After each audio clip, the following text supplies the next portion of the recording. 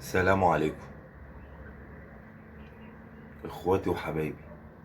انا عامل الحلقة دي مخصوص عشان اتكلم عن حبيب المصريين، النجم الكبير اللي مشرفنا بره مصر وجوه مصر، الكابتن محمد صلاح.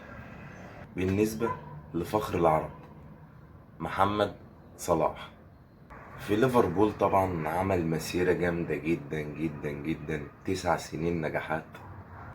راجل جاب دوريات، جايب كاس واتنين وتلاتة، جاب سوبر واتنين وتلاتة، جاب دوري ابطال اوروبا في 2019.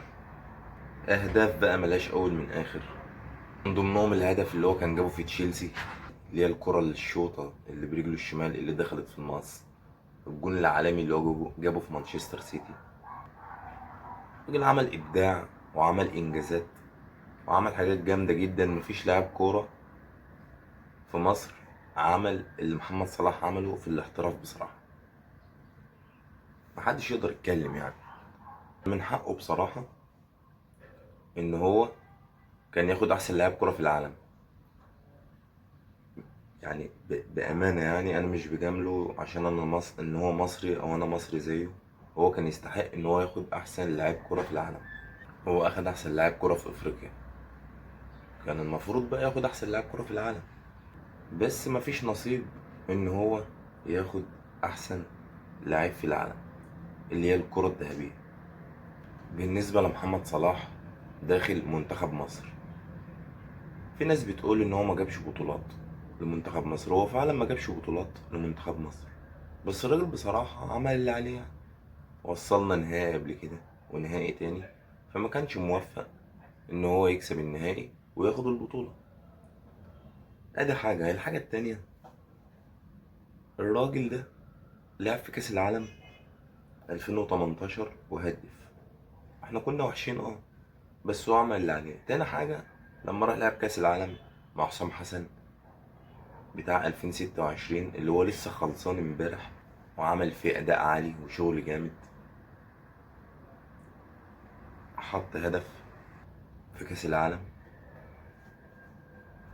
هدف كان في ماتش مصر ونيوزيلندا، هدف جامد بصراحة. الكرة اللي هي اتلعبت ما بينه وما بين زيكو وحطها ببطن رجله. بصراحة يعني الراجل كويس، عمل أداء مشرف، عمل اللي عليه بصراحة. ليه هيبة في الملعب، ستايل الناس كلها عارفاه، حريف، فينش بتاعه عالي. محدش يقدر ينكر ان هو حريف مهاري، فينشر 10/10/10. هو محمد صلاح برضه ما هوش لاعب كرة عادي يعني، راجل نجم كبير ومشرفنا وفخر العرب، ورفع اسم مصر في كل دول العالم وفي كل أنحاء العالم. أنا على المستوى الشخصي بحبه بصراحة، وعامل له الحلقة دي مخصوص عشان أتكلم عنه فيها. إن شاء الله هيشارك في كأس الأمم اللي جاي مع كابتن حسام حسن. إن شاء الله ربنا يكرمه وهيجيب البطولة، هيجيب كأس الأمم الإفريقية لمصر، وهيكون حقق إنجاز لبلده وهيتسجل في التاريخ. وأنا سامع إن هو رايح الدوري التركي، هيلعب في فريق هناك. بأمر الله برضو ربنا هيكرمه وهيعمل شغل كويس وشغل جامد وهيرفع راسنا كمان وكمان. أنا بديله الدعم وبشجعه من جوه قلبي والله، ومن نجاح لنجاح بأمر الله.